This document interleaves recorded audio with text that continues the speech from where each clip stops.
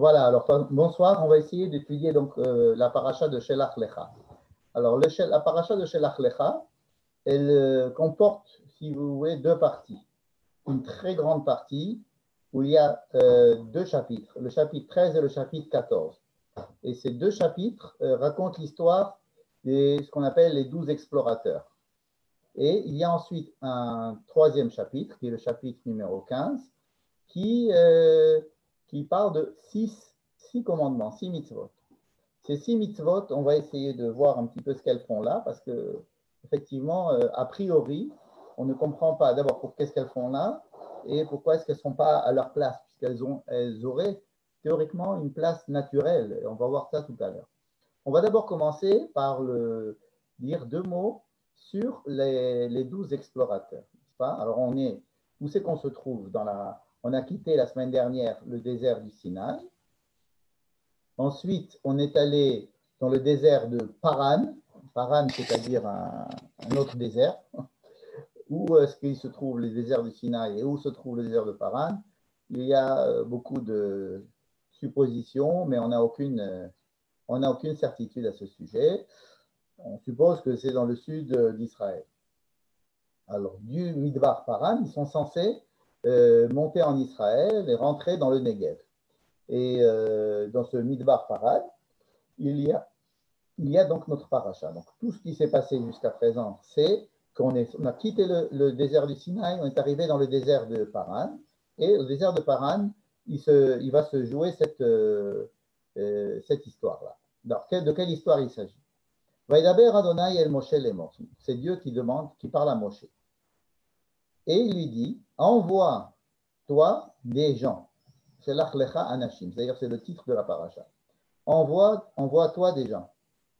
Alors, toi, ça voudrait dire peut-être pour toi, ou bon, mais a priori, c'est toi. Donc, envoie des gens. Veyatouru et Eretz Kenaan. Et ils doivent la tour et Eretz Kenaan. Qu'est-ce que c'est que la tour? Le verbe la tour. Le verbe la tour, c'est aller voir si ça nous convient.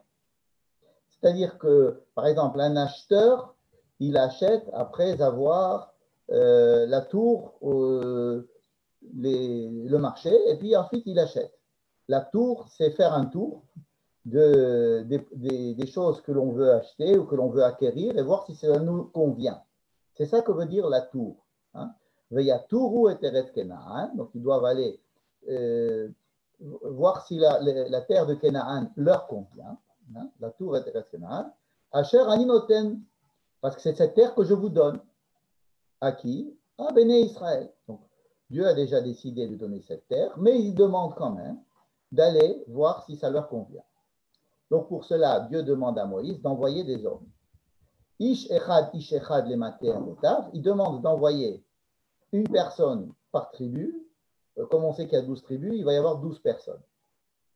Ce ne sont pas des personnes, ce ne sont pas simplement des personnes, ce sont des gens très importants. Disons que ce sont des représentants de la tribu. Ce sont des gens qui sont reconnus comme étant chefs de tribu. N'est-ce pas? Et ça va être important de savoir ça. Vaishlach otam Moshe. Donc Moshe les prend et leur donne la mission d'aller depuis le Midbar de Paran sur l'ordre de Dieu. Et il les a pris tous des hommes qui étaient très importants dans leur tribu, des gens bien et des chefs de tribu. Ve'ele shemotam, et alors là le texte nous dit, voici les noms des 12 personnes que Moïse a envoyées. Ve'ele shemotam. Et donc il a les matériaux pour Reuven, Shamoua, Ben Zakour, etc. Donc il nous donne la liste exhaustive des 12 noms qu'ils doivent aller prospecter la terre de Canaan. Vaishlach otam Moshe, donc Moïse les envoie. La tour est Eretz Canaan, on l'a déjà dit 2 fois. Mais ici, c'est Moïse qui les envoie, c'est-à-dire qu'il a pris l'ordre de Dieu, mais là, c'est lui qui les envoie, vraiment, comme si c'est lui qui avait pris l'initiative. La tour est Eretz Canaan pour aller voir cette terre. Vous voyez que le mot la tour, Veyatouru, d'ailleurs, c'est la racine du mot tayar, qui veut dire touriste. Hein, la tour, c'est vraiment faire un tour et d'essayer d'explorer. Et il leur dit, donc il les envoie avec le terme générique la tour, mais il leur donne aussi la mission en détail. Il leur dit, Alouzeba Negev, passez par le Negev, puisqu'ils sont au sud du Negev, Va'alitem et Tahar, montez sur la montagne. Vous savez qu'il y a, à partir du Negev, à l'est, il y a donc une chaîne de montagnes sur lesquelles se trouvent Hebron, Jérusalem, jusqu'à Shrem, comme ça. Et il y a à l'ouest une vallée. Alors il leur dit de monter sur la montagne et de là-bas de voir un petit peu toute la terre et de voir aussi le peuple qui habite cette terre-là. Est-ce qu'ils sont forts? Est-ce qu'ils sont faibles? Est-ce qu'ils sont nombreux? Est-ce qu'ils sont peu nombreux? Et la terre, il faut qu'ils voient aussi la terre. Est-ce que la terre est... Alors pourquoi voir le peuple?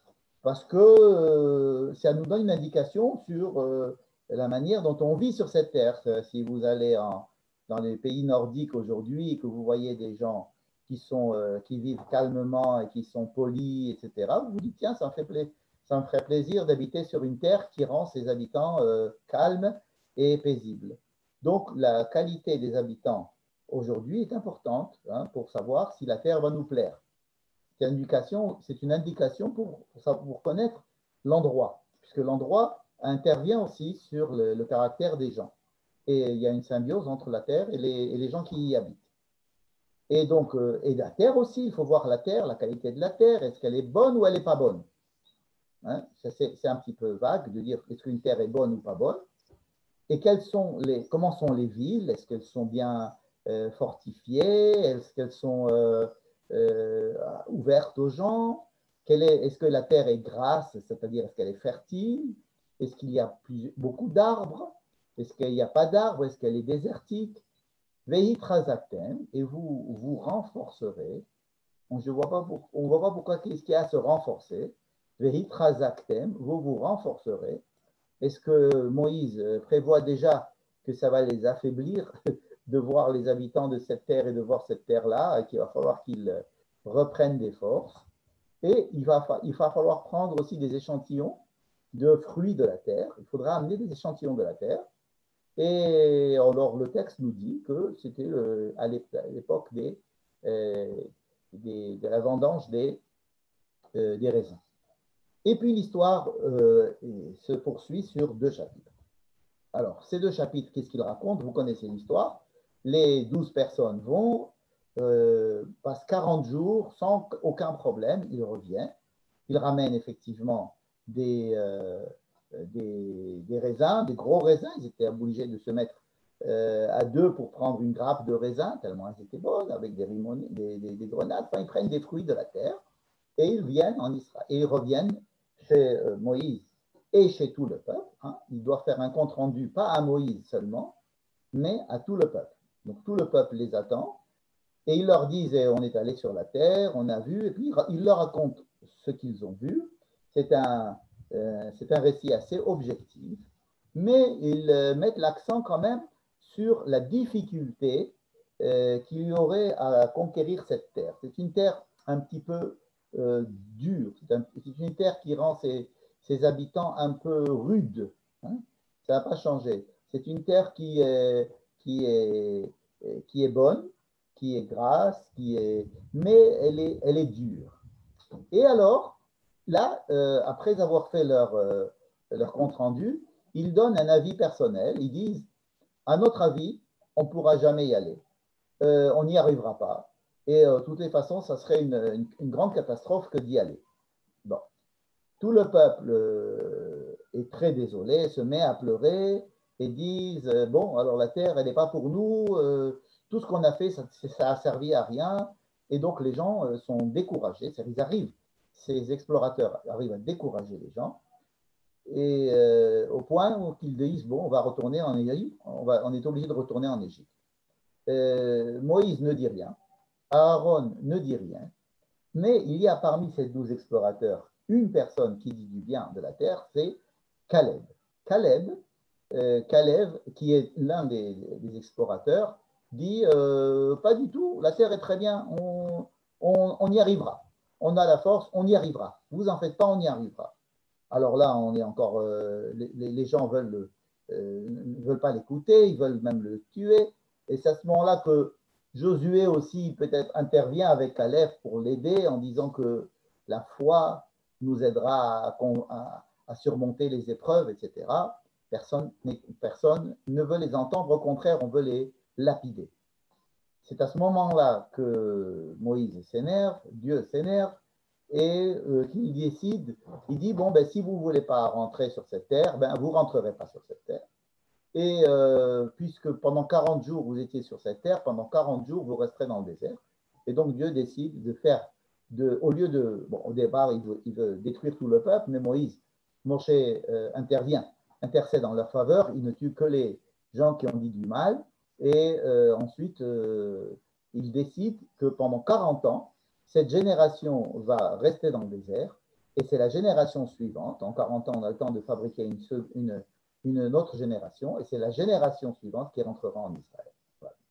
Donc c'est un épisode assez triste, assez dramatique, puisqu'on s'attendait à ce qu'il rentre en Israël tout de suite, et c'était le but, hein, de quitter le mont Sinaï et de rentrer en Israël, et puis là, voilà que, au contraire, on ne rentre pas en Israël, mais ce n'est que partie remise pour la prochaine génération, et donc on sait qu'ils vont passer 40 ans dans le désert.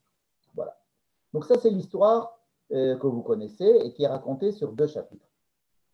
C'est une histoire extrêmement riche, extrêmement... il y a énormément de questions de toutes sortes et de commentaires, etc. Et je vais pourtant ne pas rentrer dans cette histoire, mais la comparer avec une autre histoire. Une autre histoire qui est racontée dans le livre de Josué. Alors, pourquoi est-ce que je vais aller voir le livre de Josué? Parce qu'il y a ce qu'on appelle la Haftara. Qu'est-ce que c'est que la Haftara? C'est un texte qui est pris, pas de la Torah, mais pris dans le reste de la Bible, c'est-à-dire soit les prophètes, soit les écrits. C'est surtout les prophètes, pas les écrits. C'est surtout les prophètes. On va prendre dans le grand livre des prophètes, depuis Josué jusqu'au roi David, et ensuite même après, des prophètes qui ont prophétisé et qui racontent l'histoire du peuple d'Israël sur sa terre après l'entrée en Israël. Et déjà dans le chapitre numéro 2 de Josué, Josué rentre en Israël et la première des choses qu'ils doivent faire, c'est de conquérir la première ville qu'ils voient devant eux, c'est Jéricho. Bon. Et alors pour conquérir Jéricho, Josué décide d'envoyer 2 personnes. Alors cette fois-ci, ils ne sont plus que 2, et ce sont des espions, Meragélim. Vous vous rappelez tout à l'heure, j'ai insisté sur le fait que c'était des tarim. Tarim, de la chaîne de la tour, des explorateurs, c'est-à-dire des gens qui viennent voir si ça nous convient. Meragélim, cela veut dire des espions. Pourquoi est-ce qu'on a des espions? Des espions qui vont aller voir comment est-ce qu'on peut conquérir cette ville. Meragélim, Cheresh. Cheresh, ça veut dire en secret. Alors, ils pouvaient peut-être faire jouer le rôle de muet, mais c'était des vrais espions qu'il envoie en secret. Alors que les 12 personnes que nous avons envoyées, que Moïse a envoyées, c'était des gens dont on connaît les noms et qui sont allés au vu et au su de tout le monde. On voyait bien que c'était des touristes. Tandis que ceux-là, ils sont envoyés pour connaître les passages souterrains, les endroits où il y a des armes, etc. Et qu'est-ce qu'il leur dit, Josué? Allez et regardez Haaretz, Ve'et Jéricho. Alors, je vous demande d'aller explorer la terre et surtout Jéricho, puisqu'ils étaient devant Jéricho. Et ils sont arrivés chez une femme qui avait une aubergiste qui s'appelait Rachav. Ils sont dormis là-bas. Donc, la première étape, c'est d'arriver chez l'aubergiste. C'est une très bonne idée parce que dans une auberge, on entend beaucoup de potins et on sait un peu ce qui se passe dans la ville. Mais tout de suite, au 2e verset, le roi de Jéricho entend, on vient lui rapporter qu'il y a 2 personnes espionnes qui ont été détectées et et en plus, on sait d'où ils viennent, on sait que ce sont des enfants d'Israël et on connaît aussi leurs intentions, c'était venir voir, espionner la terre pour la conquérir, etc. Donc, tout de suite, ils sont démasqués. Et ils retournent, Rachav, donc la tenancière de l'auberge, les accueille chez elle non seulement elle les accueille, mais elle les soustrait à la perquisition des envoyés du roi, et elle leur dit non, non, il n'y a personne ici.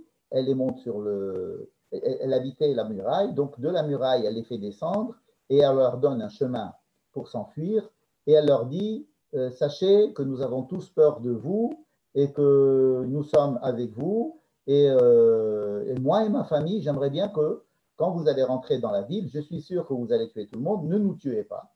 Effectivement, ils ne vont pas tuer Rachav, non seulement ils ne vont pas tuer Rachav et sa famille, mais en plus, Rachav se mariera avec Josué. Et comment finit cette histoire? Ils arrivent, les deux espions, ils arrivent quand même chez Josué, et ils lui racontent tout ce qui s'est passé, en fait, leur échec. Mais il leur dit quand même, il leur donne cette phrase-là, la dernière phrase, Vayomeru al Yoshua, Kinatan Hashem beyadenu et kol haaretz. On sent que Dieu nous a donné la terre. Comment est-ce qu'ils le savent? Peut-être à cause de leur rencontre avec Rachav. Ils ont senti ça. En tous les cas, l'esprit avec lequel ils reviennent, c'est de dire on va gagner. Et on a senti qu'ils avaient tous peur des Juifs. Et donc, Dieu nous a donné la terre. Tous les gens, les habitants de la terre sont à notre portée. Voilà. Alors, cette Haftara, qu'est-ce que c'est qu'une Haftara? Une Haftara, donc, je vous ai dit, c'est un texte qui est pris des prophètes, qui a un rapport en général avec la section de la paracha de la semaine et qui est lu juste après. Après avoir lu la Torah, on lit un petit peu un texte qui se rapporte au sujet, qui se rapporte le plus possible au sujet que nous venons de lire dans la paracha. Mais il faut que ce texte ne soit pas pris de la Torah, elle soit pris chez les prophètes. Et c'est une habitude de lire un petit peu des prophètes, une partie des prophètes, un chapitre, un demi-chapitre, ou des versets des prophètes, depuis très très longtemps. La raison en est peut-être que, première raison, c'est qu'ils avaient une interdiction, les Romains avaient interdit aux Juifs d'étudier la Torah, et donc ils ne leur avaient pas interdit d'étudier les prophètes, donc il y avait des espions partout, et donc on lisait une partie des prophètes, un texte des prophètes qui pouvait rappeler à la synagogue la paracha et le sujet de la paracha, on pouvait en parler. Bon, c'est une hypothèse. Une deuxième hypothèse, ça serait de dire que la Torah ne s'arrête pas aux 5 livres, mais qu'il y a aussi il y a une autre partie dans la Bible, et elle est composée de 3 grandes parties, et qu'il faut aussi considérer et lire de façon systématique un morceau des prophètes après avoir lu un peu de Torah. Maintenant, il y a la partition de la Torah en plusieurs parashotes n'est pas égale dans tous les pays. Il y a eu en Eretz Israël, en terre d'Israël à l'époque du Second Temple, nous savons qu'ils avaient une partition de la Torah qui leur permettait de lire tout le livre de la Torah en 3 ans et demi, mais pas comme nous en 1 an. Ça veut dire que nous, on lit toute la Torah en 1 an, jusqu'à Simchat Torah, et après on recommence. Mais eux, ils faisaient ça en 3 ans et demi, pour qu'en 7 ans, ils aient lu 2 fois la Torah. Donc, partager la Torah en petites sections comme ça, puisqu'on devait lire des parachutes beaucoup plus petites, il y avait donc des haftarot différentes. Et donc, il y avait beaucoup plus de haftarot, puisqu'il y a beaucoup plus de Shabbat. Il y a 3 ans et demi de Shabbatot à remplir en haftarot. Et donc, il y a des haftarot, c'est-à-dire des morceaux des prophètes choisis. On en connaît beaucoup, puisqu'on a trouvé des textes dans la Gnisa du Caire, dans les archives là où on jetait les livres sacrés dans la synagogue du Caire. On a retrouvé ces textes-là. Et donc là, il y avait effectivement ces haftarot. Nous suivons pas ce rite-là d'Eretz Israël. Nous suivons, comme beaucoup d'autres rites, nous suivons l'exil, les Juifs qui étaient en exil à Babylone et qui avaient, eux, une autre habitude, c'était de lire la Torah en une seule année. Donc, ils avaient d'autres haftarot. Et il se trouve que la seule haftara qui correspond à la fois au rite israélien et au rite babylonien, c'est cette haftara-là. C'est-à-dire qu'avec tous les changements et tous les textes différents, etc., il y en a une qui est restée la plus attachée à notre texte, c'est cette Haftara-là. Donc, si au cours des ans, tous les différentes rites avaient un seul point commun, c'est qu'on doit lire cette Haftara, ce Shabbat, pour lire l'histoire des explorateurs. C'est-à-dire qu'on lisait les explorateurs de Moïse, et juste après, on lisait les espions qu'a envoyé Josué. Et la première question que je voudrais poser ce soir, c'est pourquoi nos sages ont tellement insisté à ce qu'on lise cet Haftarah. Alors, ça peut paraître assez similaire, effectivement. Nous sommes à la veille d'une conquête et on envoie des gens pour voir si des explorateurs ou bien des espions. Alors, je vous ai fait un tableau ici pour voir en fait les différences qu'il y a. Dans notre paracha, Shelach Lecha, ils sont 12. Chez Josué, ils étaient 2. Ça, on a déjà remarqué. Dans notre paracha, on nous donne la liste des noms. Ce sont des gens qui sont extrêmement connus et ils sont choisis parce qu'ils sont connus et reconnus. Tandis que chez Josué, les 2 personnes, ce sont des gens du Mossad, inconnus, et nous-mêmes, dans le texte, nous ne connaissons pas leur nom. Bon, si vous insistez, vous allez chercher dans les Midrashim, on peut supposer que c'est Kalev et Pinchas, mais ce n'est pas dit dans le texte. Ensuite, une autre différence, Shelach Lecha, qui c'est qui donne l'ordre d'envoyer ces personnes? C'est Dieu. Rappelez-vous, le premier verset disait « Et Dieu a dit à Moïse, envoie des explorateurs ». Donc c'est Dieu qui demande à envoyer des explorateurs. Tandis que chez Josué, c'est Josué qui demande d'envoyer des explorateurs. Autre différence, on en a parlé déjà, la mission de notre paracha, c'est d'explorer, de voir si ça vous convient, tandis que Josué, c'est pour espionner. Quelle est la différence?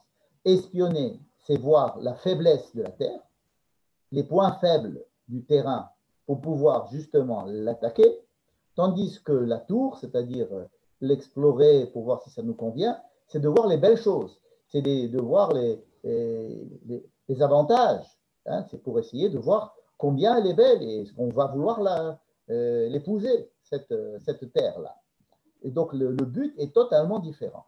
Ici, il n'est absolument pas question d'avoir des informations militaires, il est question d'avoir des informations sur l'état des lieux pour savoir si ça nous convient, si c'est un voyage en fait de reconnaissance pour savoir si ça nous convient ou pas de rentrer en Israël.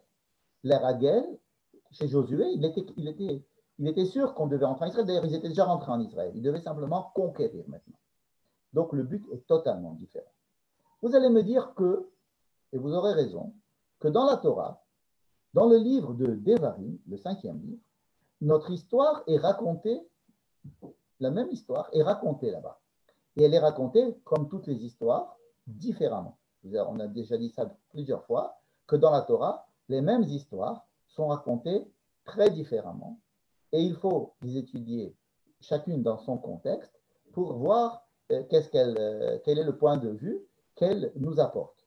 Alors, nous n'allons pas du tout entrer dans cette deuxième manière de raconter notre histoire, et nous allons nous limiter à notre histoire, à nous, sans essayer d'y rapporter des mots ou des intentions ou des sujets qui sont différents dans notre histoire de Devarim. Hein, je le fais intentionnellement parce que c'est notre méthode depuis le début de l'année de ne pas mélanger les choses, de les comparer si on les étudie, mais de ne pas les mélanger. Mélanger, cela veut dire quoi? Cela veut dire que beaucoup de commentateurs, par exemple Rashi, vont prendre toutes ces histoires et en faire qu'une seule. C'est-à-dire qu'ils vont prendre cette histoire, ils vont prendre la même histoire qui est racontée dans Devarim, et ils vont faire un mix de manière à ce que tout ça paraisse une seule histoire. Ce n'est pas ce que nous choisissons de faire. Nous étudions chaque histoire dans son contexte et comme si c'était la seule histoire. Ensuite, on pourra la comparer avec d'autres. Pourquoi je vous dis ça maintenant? Parce que dans la seconde histoire, dans Devarim, là-bas, oui, il est question d'une intention militaire.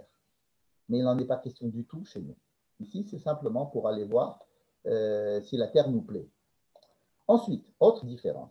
Dans notre paracha, à qui les personnes qui reviennent doivent faire leur rapport. Ici, il est clair dans notre paracha qu'ils font le rapport à Moïse, à Aaron et à tout le peuple réuni.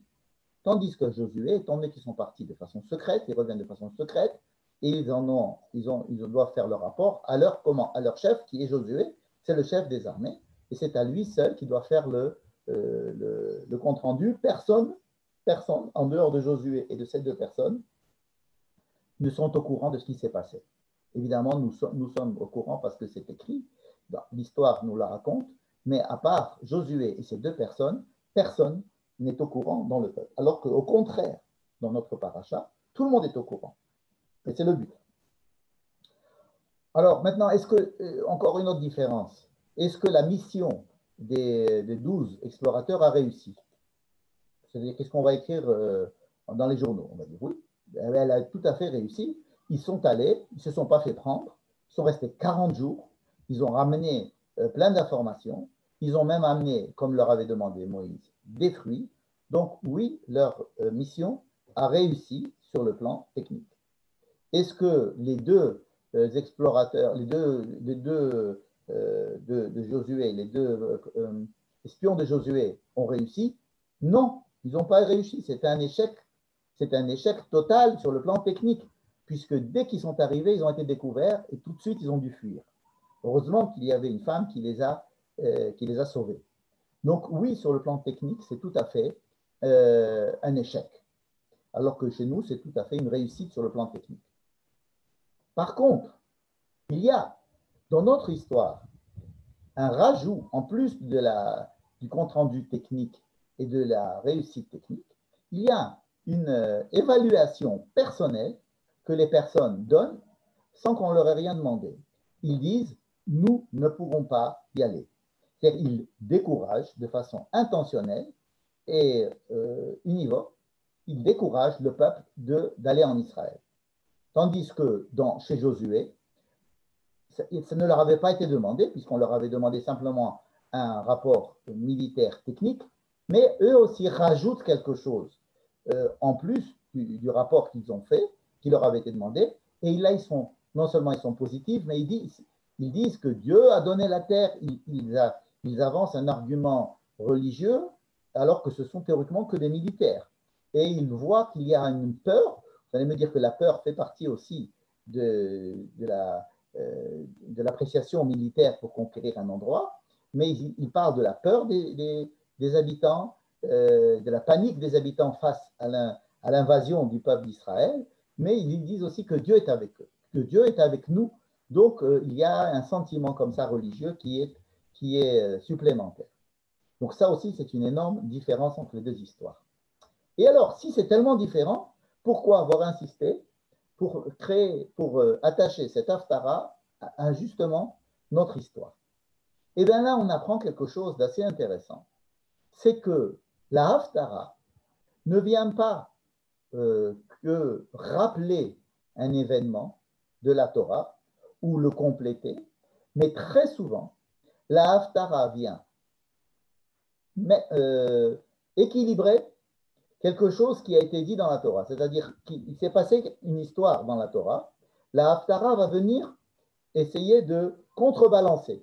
Et des fois avec un poids encore plus important et des fois même plus fort que celui de la Torah. En tous les cas, ici, il est clair que cette opposition met en valeur comme un tikkun, c'est-à-dire comme une réparation de la faute des Meragelim. C'est-à-dire que tout est opposé. Et justement, dans cette opposition, alors qu'on pourrait dire qu'eux ont réussi et ont échoué, oui, mais l'essentiel, c'est-à-dire ce qui va en rester, ce qui va influencer le peuple, ça va être justement on y va ou on n'y va pas. Bon. Et c'est cela qui va être réparateur. Et donc, on voit beaucoup de haftarot qui sont là en opposition vraiment à la paracha. Je vous donne un exemple. Par exemple, dans la paracha de Tzav, de Tetzavé, il y a là-bas, c'est dans Vaïkra, on nous explique tous les sacrifices qu'il faut faire. Une liste de sacrifices. La Haftara, dans la Haftara, il va y avoir écrit, mais Dieu ne vous a jamais demandé de dégorger des animaux pour son plaisir, Dieu ne vous a jamais demandé de faire des sacrifices. Là-bas, le prophète dit, c'est pas ça l'essentiel, vous n'avez rien compris, vous faites des sacrifices comme si c'était de l'idolâtrie, quoi. Mais le texte qui a été choisi par les sages pour justement compléter cette paracha qui nous parle de sacrifice, c'est une haftara qui va nous dire arrêtez avec vos bêtises de sacrifice. Les sacrifices, ça n'a jamais été le but de l'histoire. Hein? Vous voyez, une haftara qui est mise pour contrebalancer les sacrifices juste à l'endroit des sacrifices, c'est vraiment le summum de la mise en apposition. Il y a aussi, par exemple, une autre haftara, dans l'haftara de Miketz. Miketz, c'est dans Bereshit, lorsque Yehuda va venir se soumettre à Joseph, qui est roi d'Égypte. Et dans la haftara, il est question que David, descendant de descendant de Juda, sera le roi sur toutes les tribus, y compris les tribus de Joseph. Donc là aussi, on montre que la haftara ne vient pas éclairer la paracha, mais des fois, elle le fait en venant en contraposition de la paracha, et c'est notre cas. Il reste une question que vous avez dû vous poser, qui est celle de dire, mais pourquoi est-ce que Dieu a demandé à ce qu'on envoie des explorateurs? Hein, c'est une question tout à fait simple, qu'il est tout à fait légitime de se poser. C'est le début de la paracha. Vaïdaber Hashem el Moshe lemor, shelach lecha anashim, vayaturu et eretz Kenaan. Allez voir si ça vous convient. Mais attendez, Dieu a déjà choisi cette terre depuis la création du monde. Il a déjà dit à Abraham qu'il avait choisi cette terre de Canaan, même avant Canaan. Il avait donné cette terre aux descendants de Shem, aux Sémites, aux Shémites, aux descendants de Shem, c'est-à-dire pas aux Cananéens. Les Cananéens, ce sont des gens qui sont venus et qui ont conquis cette terre des descendants de Héver, des Hébreux. C'est-à-dire les Hébreux étaient là même avant. Les Cananéens l'ont conquise, ils ont exilé les Hébreux, et un Hébreu qui est Abraham, on lui dit retourne sur la terre des Hébreux, qui est maintenant la terre de Canaan, c'est cette terre que je t'ai donnée à ta descendance. Donc Dieu a déjà choisi cette terre. C'était une décision divine. Et il n'est pas question de nous donner une autre terre. Et nous sommes sortis d'Égypte pour aller sur cette terre. Et donc nous devons rentrer sur cette terre. En quoi est-ce que cela servirait maintenant de dire au peuple, écoutez, allez voir si cela vous convient? C'est une question qui est très difficile. Et je voudrais vous donner un exemple.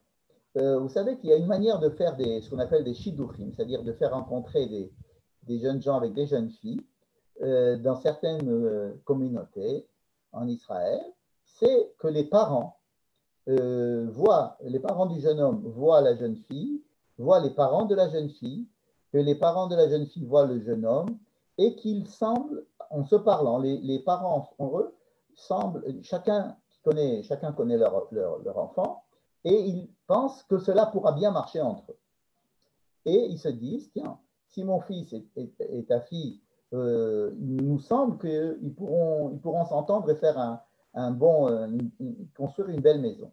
Alors, on va se mettre d'accord, combien on va apporter d'argent, quelles sont les conditions. Ils se mettent d'accord sur tout. Et une fois qu'ils se sont mis d'accord, s'ils se sont mis d'accord, alors ils font rencontrer le jeune homme et la jeune fille en leur disant, bon, mais vous, est-ce que vous vous plaisez quand même? N'est-ce pas? Et le jeune homme et la jeune fille se voient comme ça une fois. Si c'est vraiment très, très important, ils peuvent se voir une deuxième fois, mais tout de suite, ils doivent dire oui ou non, hein, n'est-ce pas? Et les parents qui ont déjà prévu pour eux le mariage, qui ont déjà tout arrangé entre eux, sont assez pressants en leur disant, il nous semble que ça te convient. Hein? Mais quand même, on leur demande de se voir, parce qu'il n'est pas question, il est interdit de faire un mariage si le fiancé et la fiancée ne se sont pas vus et ne se sont pas plu et ils n'ont pas donné leur consentement. Mais vous comprenez qu'il y a ici une certaine pression qui est faite. Mais il y a de notre côté l'obligation du consentement des deux conjoints. Et d'ailleurs, le mari donne la bague et la femme prend la bague. Si la femme ne veut pas, elle ne prend pas la bague. Et si la femme ne veut pas, elle ne rentre pas sous la roupa. C'est-à-dire qu'il est absolument indispensable que le marié et la mariée donnent leur consentement et disent qu'eux, ils veulent bien ce mariage et qu'ils sont heureux de se marier. Eh bien, il s'agit un peu de cette chose-là. C'est-à-dire que Dieu a déjà tout prévu pour le peuple d'Israël. Il a prévu la terre, il a prévu le peuple, il leur dit maintenant, voilà, vous allez y aller. Mais attendez, avant de rentrer, puisque là on est juste avant l'entrée, avant de rentrer, je voudrais quand même que vous disiez si cela vous convient. C'est gentil de sa part. Et il veut. Qu'est-ce qui se passe si ça ne leur convient pas, comme c'est le cas? Alors là, ils disent ça ne nous convient pas. Le peuple dit ça ne nous convient pas. C'est ce que disent les explorateurs. Pourquoi c'était tellement important de prendre des gens connus et des gens reconnus, des gens qui sont représentatifs de chaque tribu? C'est vraiment pour avoir leur avis, avoir l'avis du peuple, pour faire un sondage, pour faire un référendum sur la terre. On ne peut pas faire rentrer tout le peuple et le refaire sortir. Donc on envoie des représentants à 40 jours, c'est quand même assez de temps pour pouvoir s'imprimer, avoir une bonne impression. Imaginez un voyage d'études en Israël de 40 jours, c'est quand même assez remarquable. Bon, eh bien, ok, ils disent que ça ne nous convient pas. Alors, pourquoi leur en vouloir s'ils nous disent que ça ne convient pas? N'est-ce pas? Alors là, se pose la question de savoir, est-ce qu'on va punir ces gens qui ont dit que ça ne convient pas, alors que c'est nous qui leur avons demandé, est-ce que ça te convient? Si les parents, si la fille dit à ses parents, non, je ne veux pas me marier avec ce monsieur, je ne l'aime pas, je ne veux pas. Ben, les parents sont obligés d'écouter leur fille. Hein. On n'est pas chez les Habsbourg ou dans des mariages faits, des mariages obligatoires. Non, il faut toujours un consentement. Donc, en quoi est-ce que ces gens-là ont fait, on fait une faute? Et qui c'est qui a fait la faute? En fait, c'est très difficile de répondre à cette question et toute réponse n'est qu'une supposition. Mais il faut savoir que ceux qui ont été punis, ce ne sont que les 10 personnes. Ils en ont envoyé 12, mais il y a 2 qui ont dit du bien de la terre et 10 qui ont dit du mal de la terre. Tout le peuple ne va pas être puni tout de suite. En fait, on va changer de peuple. On va changer de peuple. Bon. C'est-à-dire que Dieu dit, si ça ne vous convient pas, je ne vous oblige pas à rentrer en Israël. Bon. Et son premier plan à Dieu, c'est de dire, on va fabriquer un autre peuple. On va refabriquer un peuple de toutes pièces. Il dit à Moïse, par exemple, voilà, tu vas te marier, tu vas avoir des enfants, on va faire tes enfants, puis à partir de toi et de tes enfants, on va fabriquer un autre peuple et on attendra que ce peuple existe et on le fera peut-être, lui, rentrer en Israël. Mais ces gens-là qui ne veulent pas rentrer, il n'est pas question de les faire rentrer de force. Moïse intercède et dit non, je veux que ce peuple-là lui-même rentre. Et Dieu dit non, ce peuple-là ne veut pas, je ne le fais pas rentrer. Moïse obtient que les enfants de ce peuple, ce sera en même temps eux et en même temps pas eux. C'est-à-dire que ce ne sera pas eux qui rentreront, mais leurs enfants, c'est-à-dire la deuxième génération. Et qu'est-ce que Moïse propose et qui est accepté par Dieu? C'est qu'il va y avoir une éducation qui va être faite à cette génération et donc à la génération d'après, pour essayer de leur faire comprendre de quoi il s'agit quand ils vont entrer en Israël. Et la deuxième génération va être modelée de telle manière à ce qu'ils soient, oui, aptes, capables et qu'ils aient envie de rentrer en Israël. Hein? Donc, si vous voulez, ça n'est pas une faute. La faute peut être imputée aux 10 personnes qui ont exagéré dans leur manière de faire leur rapport et qui ont exprimé un avis défavorable par peur, parce qu'ils ont eu peur. Ils ont eu peur. C'est-à-dire qu'ils n'avaient pas la foi. Hein, et qu'effectivement, pour venir en Israël, Israël peut faire peur. Hein, peut faire peur. À juste titre, Israël peut faire peur. Et il faut qu'il y ait quand même une certaine foi en Dieu, foi en soi, foi en l'histoire, avoir une certaine volonté et un certain courage. Hein. Et il se trouve que ces gens-là n'avaient pas le courage nécessaire. Et donc, cette génération a été pas anéantie, mais on a attendu qu'elle reste dans le désert et qu'elle ne puisse pas rentrer eux, mais leurs enfants. Voilà. C'était, si vous voulez, un compromis entre Dieu et Moïse. Dieu voulait refaire un autre peuple complètement, qui serait plutôt apte. Parce qu'il pensait que fabriquer un peuple à partir d'Abraham, Isaac et Jacob, après avoir passé quelques années en Égypte et avoir été dirigés par Moïse, ils allaient comprendre de quoi il s'agit. Bon, ils n'ont pas compris. Ok, ça arrive, ils n'ont pas compris, ils n'ont pas voulu. Ok, on recommence. Alors, on pourrait recommencer avec d'autres patriarches, avec par exemple Moïse et ses enfants, mais Moïse a obtenu que non, il fallait quand même attendre la génération d'après et ne pas prendre cette génération. De quoi ils ont eu peur? Ils ont eu peur peut-être d'affronter un pays dur, des habitants durs, et une terre où il fallait avoir beaucoup de émouna, de foi, et une terre qui demandait beaucoup, qui peut donner encore plus, mais qui demande beaucoup. Voilà. Donc, cette expérience malheureuse, ce drame, va donc coûter 40 années dans le désert supplémentaire, et donc c'est la génération d'après qui voudra rentrer. Donc là, on a essayé de répondre à la question pourquoi est-ce que Dieu a décidé d'envoyer? Parce qu'il n'est pas question de faire un mariage sans consentement mutuel, tout simplement. Et même si on a tout préparé à l'avance, il faut qu'il y ait quand même un consentement mutuel. Et ce consentement mutuel n'a pas été obtenu à cette génération, il le sera à la génération suivante, après un stage dans le désert pendant 40 ans. Voilà l'histoire. Bon. Cette histoire-là, elle aurait été assez simple s'il n'y avait pas la suite.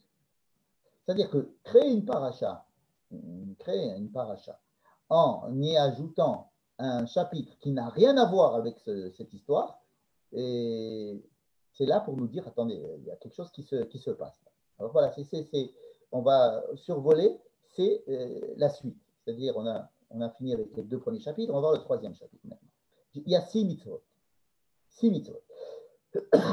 Excusez-moi.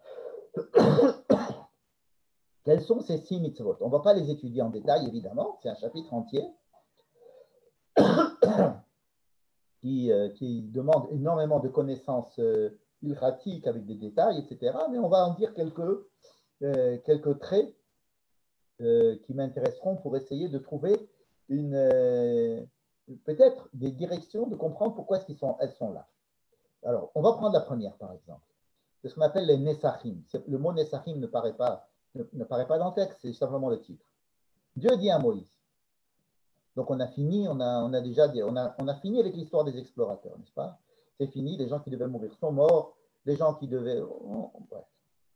Et là, Dieu dit à Moïse, parle aux enfants d'Israël et dis-leur que lorsqu'ils vont rentrer en Israël, dans la terre que vous allez habiter, Eretz, ça s'appelle Eretz Moshevotechem. C'est rigolo parce que ce n'est plus la terre de Canaan, mais elle est appelée ici la terre où vous allez vous installer.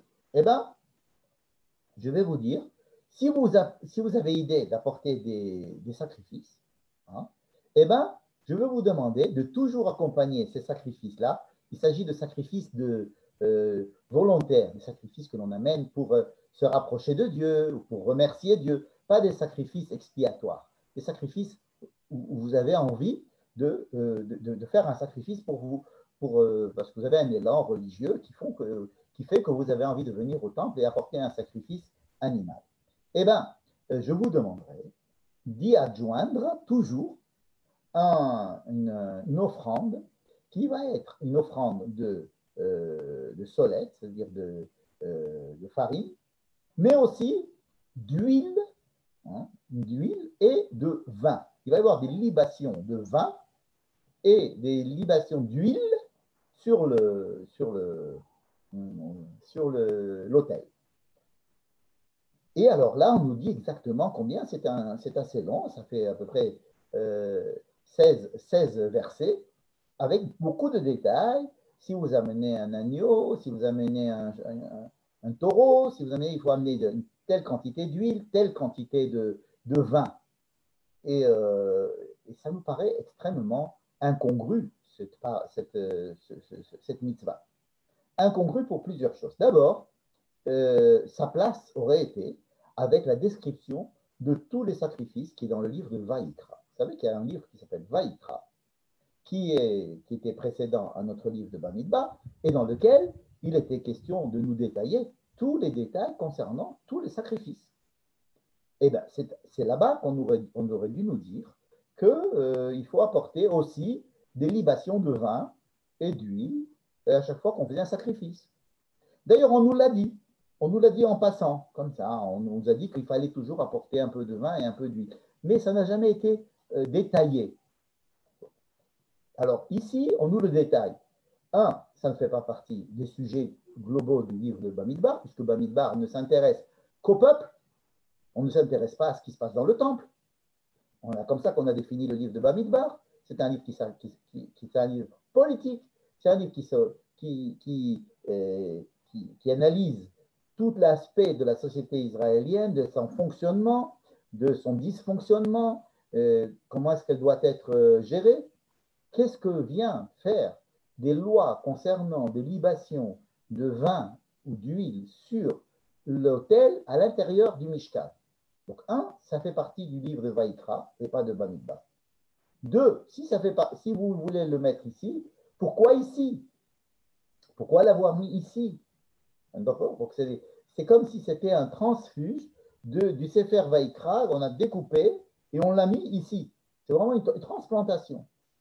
Alors, et pourquoi maintenant? Pourquoi maintenant? Parce que imaginez que Dieu veuille donner des mitzvot à Moïse, dire voilà, je veux vous donner des mitzvot. Il y a 6 mitzvot à vous donner. Bon, ces 6 mitzvot-là, on vient d'avoir une. Il peut les donner au Mont Sinaï.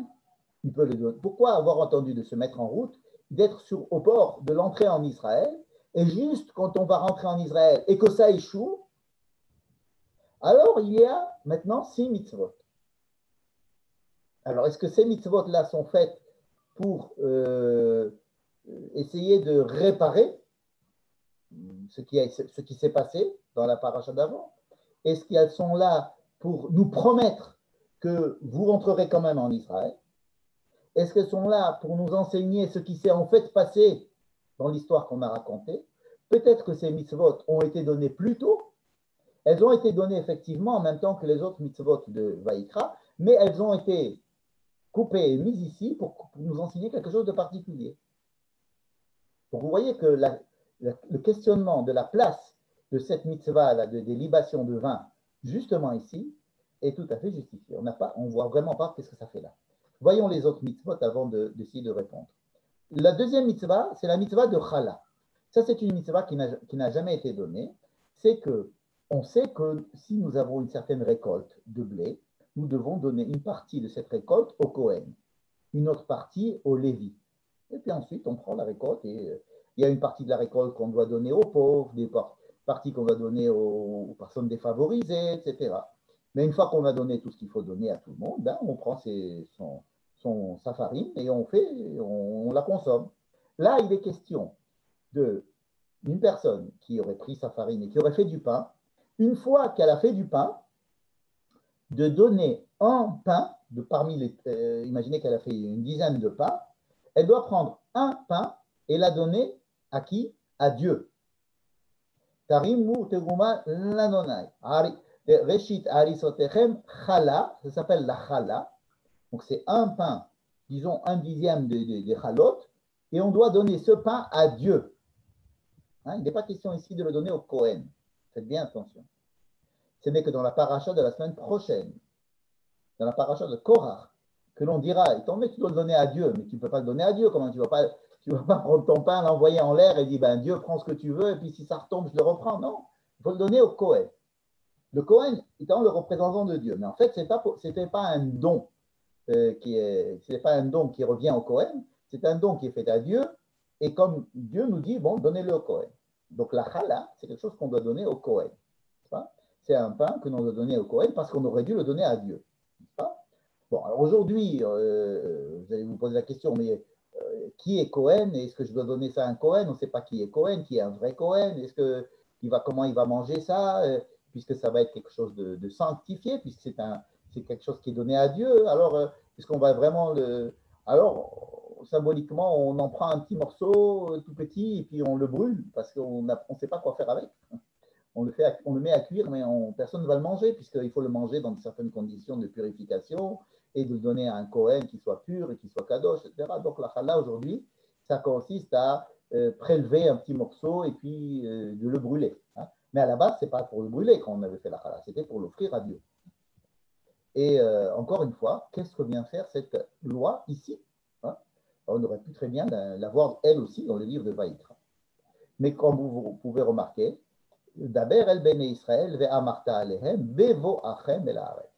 Cette mitzvah, vous la ferez quand vous rentrerez en Israël. Rashi est très intéressant ici.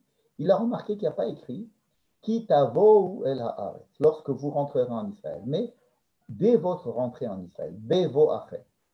Alors, à chaque fois qu'il est marqué Ki tavou, comme en haut par exemple, Ki tavou el eretz moshevotechem, ça veut dire que là, les lois qui sont données, c'est à faire 14 ans après l'entrée en Israël. Pourquoi 14 ans? 7 ans de conquête et 7 ans pour distribuer les terres et s'installer.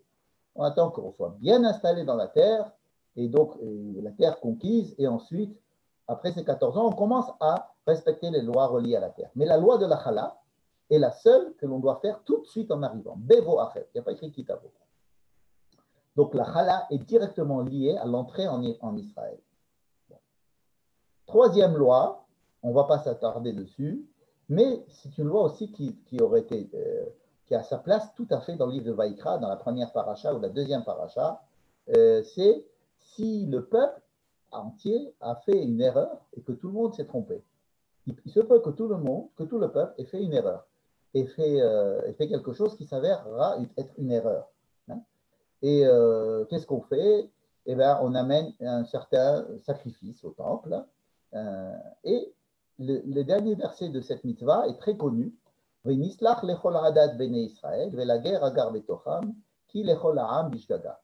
phrase-là est redite très souvent à Kippour, dans le Seder de Kippour, et sans arrêt dans le Seder Avoda, dans ce que fait le Kohen le jour de Kippour, on répète cette phrase. Comme si c'était une phrase clé pour pardonner aux fautes faites par le peuple d'Israël, le peuple entier. Et je pousserai même un petit peu plus en disant qu'à partir du moment où c'est tout le peuple qui fait une bêtise, eh bien on peut dire que c'est une bêtise involontaire. Ça s'appelle Shegaga. Qu'une personne fasse quelque chose de volontaire, bon, alors là c'est coupable. Et c'est justement la mitzvah d'après. Personne qui fait quelque chose de volontaire, alors, bon, oui, c'est vrai qu'il faut la retrancher du peuple. Mais si tout le peuple entier se trompe, alors on ne doit pas leur en vouloir à ce point, parce que tout le peuple qui se trompe d'un coup, même s'ils le font intentionnellement, étant que c'est tout le peuple, on peut considérer que c'est une erreur par inadvertance. Et c'est ce qu'on fait à Kippour, en fait. À Kippour, on utilise cette mitzvah pour dire, écoutez, tout le peuple demande un grand pardon, même si tout le peuple a fauté. C'est que même si nous avons fauté collectivement, avec en prenant des décisions politiques collectives fausses qui vont à l'encontre de l'intérêt de la collectivité ou de l'histoire ou de Dieu, nous demandons à ce que cette faute ne soit pas considérée comme une faute intentionnelle, mais comme une faute involontaire. Et donc, le pas qu'on va apporter, on va apporter un taureau, il va permettre à expier les fautes. Et c'est justement cela que l'on rappelle le jour de Kippour. Ensuite, il y a une petite histoire que vous connaissez bien, c'est que le peuple d'Israël a remarqué qu'il y avait un monsieur qui était allé couper du bois un jour de Shabbat. Un monsieur est parti couper du bois Shabbat. Or, il est interdit de couper du bois Shabbat. Donc, les gens qui ont trouvé se sont dit, écoutez, c'est pas possible. Ils prennent la personne, ils viennent et ils disent, nous avons tous un grand problème, nous, le peuple, parce qu'il y a une personne qui a fait une bêtise. Qu'est-ce qu'on doit lui faire? Et alors, à ce moment-là, on pose la question à Moïse, qui pose la question à Dieu, et on leur dit, Dieu dit, il va falloir le lapider. De là, on apprend que toute personne qui a transgressé Shabbat de façon intentionnelle doit être lapidée. S'il l'a fait de façon par inadvertance, alors il pourra amener un sacrifice expiatoire au temple, Ça, on le savait tout le temps. Et une personne qui a transgressé Shabbat, mais personne ne l'a vu, il a transgressé Shabbat de façon intentionnelle, il est retranché du peuple, carré. C'est-à-dire que Dieu s'occupera pour que lui ou sa descendance ne fasse plus partie du peuple à un moment donné. En tous les cas, ici, c'est quelque chose de nouveau. On sait ce que c'est que Shabbat. On sait qu'il est interdit. On sait tout sur Shabbat. Il nous manquait une information, c'était de savoir qu'est-ce qu'on fait avec quelqu'un qui transgresse Shabbat devant des témoins de façon volontaire. Et alors là, on dit c'est la lapidation. Alors la lapidation, c'est quelque chose qui peut nous paraître barbare, c'est effectivement barbare, mais on peut dire un mot à son sujet par rapport aux autres mises à mort. Il y a 4 possibilités de mettre à mort. Un tribunal israélien peut mettre, enfin un juif, pas aujourd'hui, il n'y a pas de peine de mort, mais un tribunal théoriquement, c'était très rare, mais un tribunal théoriquement a 4 moyens de mettre à mort une personne. Et la manière de mettre à mort la plus grave, si j'ose dire, c'est la lapidation. Pourquoi? Pas parce que c'est celle qui fait le plus souffrir, c'est parce que tout le peuple doit participer à cette chose-là. C'est-à-dire que, ici, on parle de lapidation, pas parce que c'est spécifique, c'est parce que l'histoire met l'accent sur le fait que tout le peuple a été gêné par le fait qu'une personne a transgressé Shabbat. Quand c'est-à-dire qu'une personne a transgressé Shabbat, et c'est tout le peuple qui empathie, qui sent que ça ne va pas. C'est une seule personne. On peut se dire aujourd'hui, chacun fait ce qu'il veut, comme on dit. Mais là, tout le peuple a senti dans cette histoire-là, on ne sait pas exactement à quel moment ça s'est passé, on sait que ça s'est passé dans le désert, mais on ne sait pas à quel moment. Mais l'histoire raconte que tout le peuple a été ébranlé du fait qu'un membre du peuple, intentionnellement, malgré les remontrances, malgré les avertissements, a transgressé Shabbat. Et cette loi montre si vous voulez, la responsabilité, l'interpénétration des responsabilités entre l'individu et la collectivité dans le peuple juif, ce qui est quelque chose qui est extrêmement étranger à la pensée actuelle, mais il y a ce qu'on appelle de la harivut, c'est-à-dire les gens sont une personne qui fait une faute ébranle tout le peuple, hein, même si ça ne se voit pas. Et c'est ça qui a été mis en exergue dans cette histoire. Dernière histoire, c'est la paracha de Tzitzit. Qu'est-ce que c'est que Tzitzit? C'est Dieu qui dit à Moïse, lorsque vous dites aux enfants d'Israël, qu'à chaque fois que vous aurez un habit qui a 4 coins, vous devrez mettre des filaments, soit qui sortent de l'habit lui-même, hein, des fils qui sortent comme ça, mais surtout, ce qu'il faudra faire, c'est prendre un fil extérieur au vêtement, et qui soit de couleur très laite, c'est-à-dire bleu azur, la couleur de l'infini, la couleur de la mer, la couleur du ciel, la couleur de la profondeur extrême, et vous devez faire un nœud avec ce fil bleu azur, et ce fil bleu azur s'appellera tzitzit. S'appellera tzitzit, de la même manière que le Cohen, le grand Cohen, avait ici sur son front une plaque d'or où il y avait écrit sanctifié à Dieu, et cette plaque d'or était attachée avec des fils bleu azur derrière sa tête. Donc, ce fil bleu azur est directement lié au Cohen Gadol, le fait de dire qu'il était saint. Donc là, c'est que chaque personne, chaque juif, va pouvoir porter un habit qui va dire qu'il est saint, qu'il est sanctifié, qu'il est Kodesh Hashem. Voilà l'ensemble de nos sujets. Vous voyez, des sujets extrêmement variés, et chacun pourrait dire qu'il n'a rien à faire ici. Peut-être qu'on pourrait dire que pour le tzitzit, étant donné qu'il est écrit dedans, que le tzitzit, lorsqu'on va voir le tzitzit, il va nous rappeler toutes les mitzvot de la Torah. Et étant donné que cette mitzvah est peut-être considérée comme la dernière de la Torah, puisque après on va se taire, on va rester 40 ans dans le désert muet jusqu'à ce qu'on rentre. Donc c'est la dernière mitzvah qui est donnée dans la Torah, c'est la tzitzit, mais qui nous donne un moyen de nous rappeler de toutes les mitzvot de la Torah. Donc on justifier sa place, étant donné qu'on est à la fin de la transmission des lois, puisque à partir de maintenant, on va pratiquement s'occuper des problèmes de ce peuple pendant les 40 ans dans le désert, et il n'y a pas de loi spécifique. Il y en a, mais il va falloir les expliquer à chaque fois. Par exemple, la vache rousse, etc. Celle-là, cette mitzvah de tzitzit, elle est censée clôturer toutes les mitzvot en disant kol mitzvotai, vous ferez tous mes commandements. Je voudrais vous présenter un petit schéma que j'ai fait qui va peut-être nous donner une direction de pensée pour essayer de comprendre qu'est-ce que font toutes ces six mitzvot ici. Avant de montrer le schéma, je vais vous dire, remarquons que les libations de vin et d'huile, ce sont des libations faites à partir d'éléments qui ont été travaillés par l'homme. C'est-à-dire qu'on ne peut pas fabriquer du vin dans le désert. On ne fabrique du vin que lorsqu'on rentre en Israël, que l'on plantait des vignes et que l'on a repris des raisins et qu'on a fait du vin. C'est qu'on est venu et qu'on s'est installé en Israël. Pareil pour l'huile. Il n'est pas question d'avoir de l'huile dans le désert. On peut avoir un tout petit peu d'huile, mais ce n'est pas de la vraie huile, n'est-ce pas? Ce n'est pas de l'huile à verser dans l'ibation. Donc tous les sacrifices dont nous avons parlé jusqu'à présent, c'était des sacrifices qui pouvaient être faits dans le désert.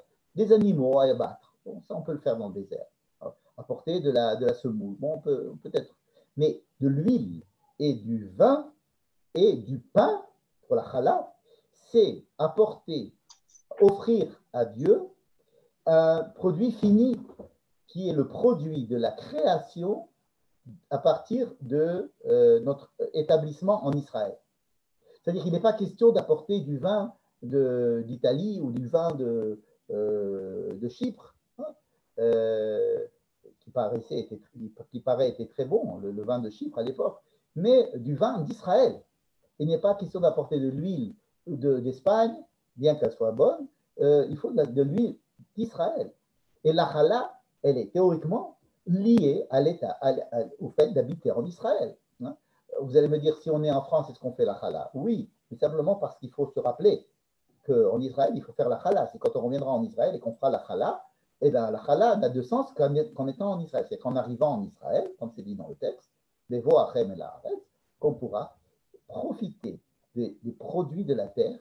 C'est comme si ces mitzvot-là venaient relier le peuple qui vient d'être détaché de façon dramatique de la terre d'Israël. On vient les relier à la terre d'Israël en leur disant oui, un jour, vos enfants rentreront en Israël. Et voilà ce qu'ils vont faire de leur entrée en Israël. Ils vont fabriquer de l'huile, ils vont fabriquer du vin, ils vont fabriquer du pain, pas de boursin à l'époque, mais ils vont apporter quelque chose de leur travail et de leur installation en Israël. Et donc, ils auront tellement envie, ils auront tellement de plaisir à le faire qu'ils pourront en faire un don à Dieu. N'est-ce pas? C'est, si vous voulez, un petit contrepoids à tout au drame qui s'est passé plus haut, où le peuple a dit non, on ne veut pas rentrer dans cette terre. On dit, mais attendez, cette terre, ce n'est pas n'importe quelle terre. C'est une terre où, effectivement, peut-être que vous aurez du mal à faire planter des arbres, mais une fois que vous aurez planté des arbres, vous allez voir ce qu'ils vont vous donner. Et vous aurez le plaisir d'avoir cultivé de l'huile ou du raisin, de l'huile d'olive et du blé, parce que vous allez en faire quelque chose, et c'est ce quelque chose que Dieu veut. Dieu ne veut pas un cadeau de matière première, il aimerait que vous donniez, que vous arriviez en Israël, que vous rentriez en Israël, que vous ayez le plaisir et le désir. Hein. Ce serait comme les enfants de ce couple que l'on a essayé de fabriquer tout à l'heure, qui n'a pas marché. Mais alors, le prochain couple, lorsque vous allez vraiment vous marier, ce qu'on attend, ce seront vos enfants, c'est-à-dire les fruits de cette union entre vous et la terre, n'est-ce pas? Alors, cette histoire-là de Shikgat Aram, c'est-à-dire de considérer qu'une faute faite par le peuple, même intentionnellement, peut être considérée comme involontaire, c'est-à-dire qu'on peut faire passer le collectif comme une circonstance atténuante. C'est directement lié évidemment à ce drame que l'on vient de voir. Cette histoire de tout le peuple qui vient et qui s'ébranle du fait qu'un de ses membres a transgressé Shabbat, qui est le cœur même du judaïsme, ça c'est quelque chose qui est remarquable dans le sens où tout le peuple entier peut reprendre, a la capacité de revenir dans cette responsabilité qu'il y a entre tous les membres et de fabriquer vraiment un peuple qui pourrait être saint. Donc, si vous voulez, chacun a un élément de rapport avec le drame qui vient de se passer. Mais venons à mon schéma. Il est possible qu'il ne soit pas très clair, mais je vais vous expliquer. Si tu as, la loi est ainsi, si tu as un vêtement qui a 4 coins, alors imaginons ce vêtement bleu là, qui a 4 coins, n'est-ce pas? 4 coins symbolisent quoi? Vous savez, la tradition, la loi, le peuple, la famille, c'est plutôt représenté comme un rond, c'est-à-dire quelque chose qui est bien enfermé dans une tradition, il faut toujours continuer à faire ce que nous avons fait et ne pas changer nos habitudes et faire ce qu'il faut, etc. Et ça, c'est le rond.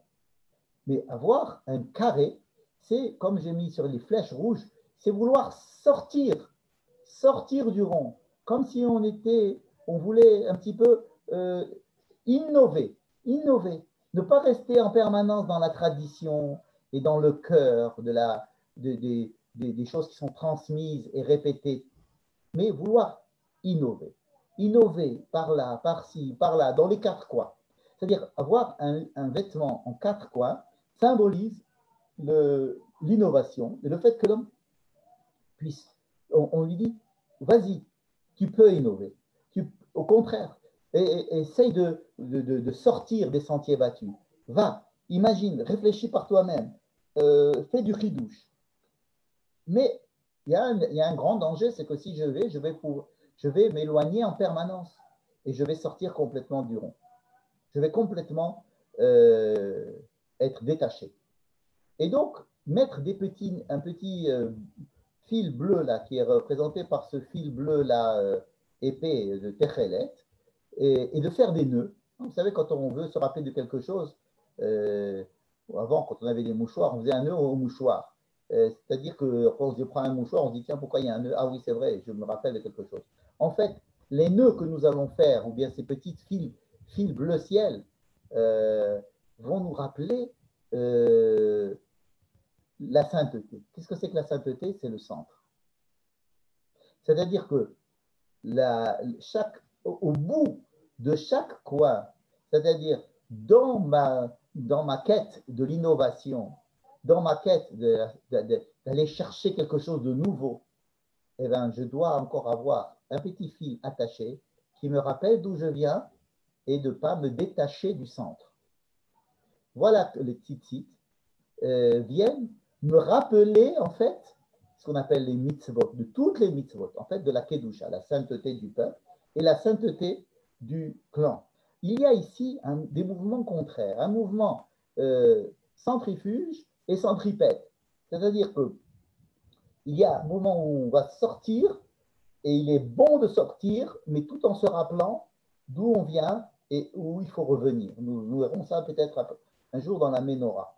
C'est-à-dire avoir 4 coins, aller au bout du coin, et justement dans le bout du bout, mettre un petit nœud pour se rappeler d'où on vient. Et c'est ce que l'on trouve en fait dans tout notre drame vécu dans cette paracha. C'est qu'on a demandé au peuple d'avoir un peu de courage. Entrer en Israël, ça demande beaucoup de courage. Et on leur a dit, écoutez, vous allez vous marier avec une terre qui est bien pour vous. Dieu l'a choisi pour vous, mais enfin, on voudrait bien que vous soyez à la hauteur. Allez voir si ça vous convient. Le peuple a dit non, non, on retourne en Égypte. C'est trop nouveau pour nous, c'est trop Edgar, ça nous demande trop de défis, c'est un trop grand défi pour nous. Ils n'ont pas voulu. Donc, en fait, ils n'ont pas voulu avoir un habit à quatre coins, ils ont préféré rester dans leur rond-rond et ne pas rentrer en Israël. Parce que oui, pour rentrer en Israël, il faut avoir du courage, il faut pouvoir oser, il faut être dur, il faut savoir aller dans les coins. Mais cela ne veut pas dire qu'il faut faire n'importe quoi. Il faut quand même se rappeler d'où on vient. Et rappelez-vous maintenant toutes les petites lois que nous avons vues. Ce sont des lois qui reposent sur l'initiative humaine. C'est l'homme qui a fabriqué ce vin, l'homme qui a fabriqué cette huile, l'homme qui a fabriqué ce pain. Et cette initiative et cette fabrication que l'homme a fait, que Dieu demande. C'est ça qui m'intéresse. C'est ça parce que à partir du moment où je vais rendre à Dieu un peu de vin ou un peu d'huile ou un peu de pain, je reconnais, c'est comme le tzitzit là, je suis rentré en Israël et j'ai acheté un terrain, et je me suis installé, et j'ai planté, et j'ai prié, et j'ai eu ce qu'il faut, et j'ai réussi à avoir des raisins, et j'ai réussi à en faire du bon vin. Et donc, je vais m'enivrer de ce vin, et je vais aller, attends, prendre de ce vin et ramène-le au centre. Et là, ton vin sera effectivement à la bonne place, c'est-à-dire qu'il veut sortir, mais qui se rappelle d'où il est et qui puisse contribuer à enrichir le centre. Et toutes les mitzvot ici sont partent de ce même principe. C'est-à-dire que l'on va dire, vous n'avez pas voulu avoir de l'initiative, c'est faux. Ok, on ne va pas vous obliger. On va attendre la prochaine génération qui ait de l'initiative et qui puisse, oui, avoir le courage de rentrer en Israël. Mais une fois que vous aurez le courage de rentrer en Israël, on va prendre des gens qui ont le courage, mais ce courage doit être toujours relié avec la tradition. Et donc, si ces 6 mitzvot ont été mis ici, il semble que ce soit pour nous expliquer de quoi il s'agit dans ce drame et pour le réparer, pour la suite des choses. Voilà, c'est ce que je vous propose. Et maintenant, je vais ouvrir vos micros pour que vous puissiez poser les questions que vous voulez. Je vous en prie.